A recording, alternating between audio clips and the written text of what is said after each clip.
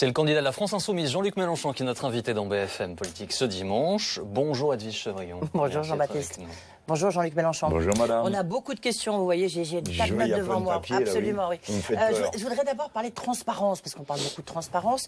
Et alors j'ai regardé un peu votre patrimoine, et j'ai regardé sur votre blog, et vous maniez un peu l'humour, vous dites je fais 1m74, j'ai oublié le nombre de kilos, je fais du 41-42 tours de taille, de tours de cou, pardon. Et puis vous... 42 aussi pour le pantalon. Voilà, je me suis arrêtée là. Et non mais vous détaillez tout. Donc vous maniez ça un peu par l'ironie. Est-ce que cette transparence, elle vous gêne ? Bon non, parce que pourquoi serais-je gêné? Alors j'ai raconté ce que j'avais, c'est toujours trop, ou pas assez, suivant l'endroit. Alors bon, j'ai mon âge, et au cours de ma vie, j'ai un peu accumulé. Alors je suis propriétaire de mon appartement à Paris, moyennant une dette cependant, et je possède une petite maison de campagne dont je suis très content. Et j'ai acheté il y a 20 ans de ça maintenant, comme le temps passe. Et vous trouvez que quelque part vous dénoncez le manque de pudeur de certains journalistes et de certains médias, ce que vous appelez les médiapâtres du pauvre. Est-ce que quand même on arrive dans un exercice qui va un peu trop loin aujourd'hui ou pas? Notamment lorsque vous voyez la une du JDD, c'est Emmanuel Macron qui détaille tout. Vous avez vu le nombre de comptes titres qu'avait François Fillon. Est-ce qu'on va trop loin ou pas? Ou est-ce que vous estimez qu'aujourd'hui, c'est une nouvelle page qui se tourne? C'est comme ça. C'est comme ça. C'est comme ça. Du moment qu'on n'attende pas à la vie privée des gens... ah bah oui, mais la frontière, elle est très oui, je ténue, sais bien, hein. je sais bien. Mais moi, au début, ça m'exaspérait. Parce que je me sentais tout d'un coup... ça se voit quand on lit votre blog. Je me sentais comme suspect. Bon, en fait, tout le monde... excusez-moi, mais la majorité des militants politiques sont des gens honnêtes. Ça paraît presque curieux de le dire. Mais c'est vrai qu'il y a des gens qui, progressivement, il y a un phénomène de caste qui s'est constitué, des gens qui se sentent au-dessus de la loi. Voyez-vous, dans l'affaire Fillon, la chose la plus étonnante, ce n'est pas tant les faits, c'est qu'il donne l'impression de ne pas comprendre pourquoi on lui en veut. Et ensuite, quand, évidemment, il n'y a rien de tel pour Il a dit un peu comme vous qu'aujourd'hui, il fallait de la transparence. Hein. C'est ce qu'il a dit lors de sa conférence de presse. Moi, je ne sais pas, je n'ai pas écouté. Je vous dis comment moi je réagis. Enfin, je trouve que c'est normal, finalement, et j'en suis d'accord. Je vais vous dire pourquoi. Parce que s'il n'y avait pas eu ça, on n'aurait pas su le plus grave. Le plus grave, ce n'est pas le statut de son épouse et de toutes ses sommes et de tout ça. Le plus grave, c'est qu'il ait constitué une société de conseil et qu'il soit directement dans la main des oligarques. Et que quand il a commencé sa campagne... dans la main des oligarques? Mais parce que, madame, quand vous recevez 200 000 euros d'une société, vous ne vous attendez tout de même pas à ce qu'on vous dise juste après « Merci, on a été content de vous rencontrer ».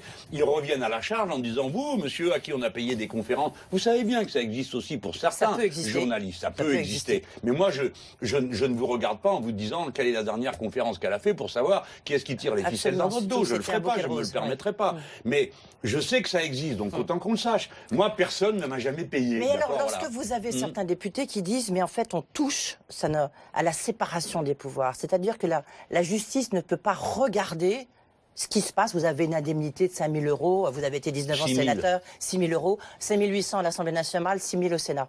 Vous avez raison. Est-ce que vous pensez qu'effectivement, il y a un danger?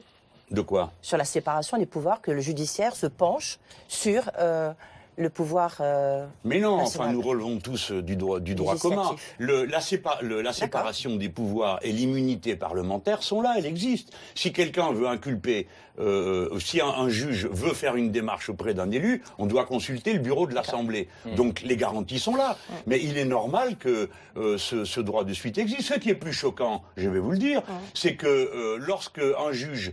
Aucun juge n'a le droit de poursuivre quelqu'un pour son redressement de ses impôts. C'est un pouvoir discrétionnaire de Bercy. Donc vous avez des fortunes considérables qui tout d'un coup courent à Bercy et disons me cherche pouille et aussitôt ça s'arrête. Je ne trouve pas ça normal. Est-ce que dans votre 6ème République, les parlementaires peuvent travailler en famille? Oui, voilà. Bah, est-ce que vous avez travaillé en famille, de près ou de loin? Attendez, maintenant on se pose tous des questions. Bah oui. Oui, eh ben non. Non, je sais pas, mais je veux dire, pose la question. Mes souvenirs sont, me semble-t-il, assez précis. J'espère ne pas avoir commis d'erreur.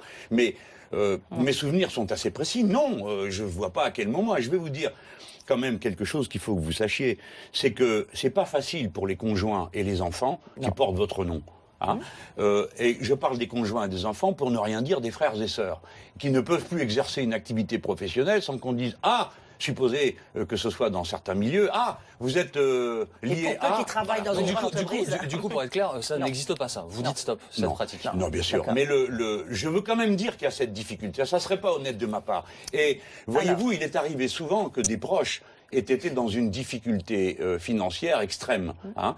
Je dis les choses comme elles sont. Mes frères et sœurs, je suis certainement et de loin le plus fortuné, quoique tous essayent de travailler de tout leur cœur à organiser leur vie. Donc la misère qui gagne dans la société atteint mes proches. Mais jamais je n'ai franchi le pas de dire, eh bien écoute, toi qui es tapissier, eh bien tu pourrais être assistant parlementaire sur des questions juridiques. Non, ça ne m'est pas venu à l'esprit et je ne crois pas que ce soit venu au leur. Trois grandes questions à voir avec vous. Peut-être tout de suite, je sais que c'est le week-end prochain que vous allez dévoiler un peu le chiffrage économique de votre programme. Mais est-ce que, grosso modo, vous pouvez quand même nous donner un peu les grandes masses sans rentrer trop dans le détail? Parce qu'on l'attend tous, parce qu'on a vu qu'il y a un choc fiscal quand même extrêmement important.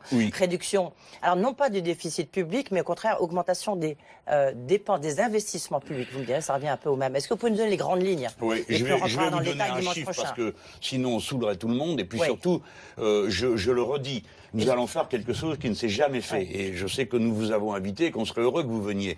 Le 19 février, nous faisons une émission sur ma chaîne YouTube pendant 5 heures où les gens pourront intervenir, poser des questions sur le chiffrage. Il y a toutes sortes d'amis, d'experts de leur vie qui sont là pour ces chiffres. Donc ici, ce que je vais faire, c'est vous montrer une logique économique. Je sais que vous y êtes sensible. Souvent, vos questions viennent sur ce thème. Ma logique, c'est que on rompt avec le cycle austéritaire, c'est-à-dire on dit il y a trop de dépenses, donc on coupe dans les dépenses. Et donc petit à petit, on rogne sur l'État lui-même, on anémie la société et l'activité va se tassant, d'une manière d'autant plus absurde que la Banque Centrale Européenne, tous les mois, en donne 80 milliards à toutes les banques privées pour qu'elles relancent l'activité. Je ne veux pas dire que la sphère publique soit tellement rognée en France, en tous les cas. Mais ce n'est pas mon avis, mais je ne vais pas me disputer avec vous sur ce sujet. Je vais vous expliquer, je suis l'homme du carnet de commandes et du tour de manivelle. Le carnet de commandes, pour moi, la solution, c'est que quand dans une entreprise, vous avez un carnet de commandes rempli, vous continuez à râler parce que vous êtes français, mais de toute façon, ça va mieux et vous êtes prêt à discuter de tout. Et le coup de manivelle, le voici. Le moteur s'est étouffé. Il paraît qu'aujourd'hui, on met plus de manivelle dans les voitures, donc peut-être je suis un peu daté. Mais avant, on faisait comme ça. On faisait un tour de manivelle et la bagnole redémarrait. Oui, le problème, c'est qu'il n'y a pas beaucoup de manivelles. Mais enfin, voilà. ça, c'est un autre... Et ben là, moi, j'en ai une. J'en ai une, 100 milliards. C'est 100 milliards que M. Macron veut retirer de la dépense publique, 100 milliards que M. Fillon veut retirer de la dépense publique. Moi, je veux les rajouter. Pourquoi est-ce que je le fais? Et d'où vous le tirez? Oui, mais ça, c'est le plus facile. On va le régler tout de suite, si vous voulez. D'où je le tire. Bon.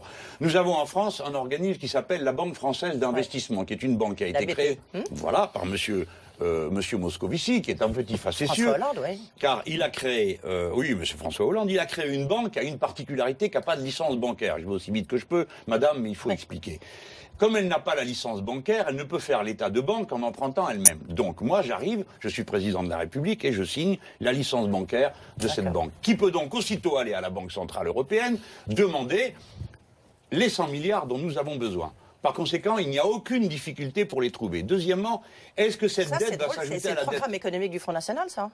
C'est exactement sur les BPI, notamment, c'est intéressant. Écoutez, madame, non, vous aurez mal lu, mais... Et Arnaud Montebourg, écoutez, si vous voulez, si ça vous fait plaisir de le répéter, aussi de M. Macron, de M. Fillon et de tous les passants dans la rue. Écoutez, est-ce que c'est moi que vous interrogez ou quelqu'un d'autre? Donc écoutez ma réponse. Non, mais c'est intéressant d'avoir de voir comment ça s'inscrit. Bien sûr, vous avez raison, sauf que ce n'est pas vrai. Donc, il y a 100 milliards à prendre de cette manière, et à qui les donnons-nous? Ces 100 milliards vont dans ce que j'ai appelé essentiellement la transition écologique. Tiens, c'est comme M. Jadot. Tiens, c'est comme M. Hamon. Tiens, c'est comme... Non, mais je fais les répliques à votre place. Donc, en effet, je ne suis pas le seul à avoir inventé... Écoutez-moi, madame, ce que je suis en train de dire, damned, c'est Keynes qui l'avait trouvé. C'est incroyable, je ne fais que répéter Keynes. Alors, donc, est-ce que vous m'avez bien compris? Oui, j'ai compris, 100 milliards. Pour 100 milliards... Il nous reste 30 secondes, oui. D'accord, 100 milliards, 30 secondes. 100 milliards, Madame Lagarde, la directrice du FMI, qui, comme vous le savez, est une communiste avancée, dit qu'il faut réinjecter de l'argent dans l'investissement et que pour 1 euro investi de cette manière, ça provoque 3 euros d'activité. Écoutez-moi, madame. 3 euros d'activité, ça veut dire que 100 milliards égale 300 milliards d'activité. Combien ça fait de retour dans la caisse de l'État? Je sais pas, j'ai pas le chiffre en tête. Ben si, allons. Si vous comptez pas les salaires qui vont être versés, comptez au moins la TVA, taux moyen 18%. Donc, il nous reste 0 secondes. Oui, c'est fini, on va s'arrêter là. Merci beaucoup. Ça fait 60 milliards, vous le dites. 60 milliards, voilà. Jean-Luc Mélenchon, notre invité dans un instant. Désolé, madame. Vous allez répondre, s'il vous plaît, aux questions d'auditeurs d'RMC qui ont des choses à vous demander. Et Marc Trévidic, ancien juge antiterroriste, nous rejoindra sur ce plateau pour échanger avec vous. Voilà pour le programme, c'est juste après l'info, dans un instant, tout de suite.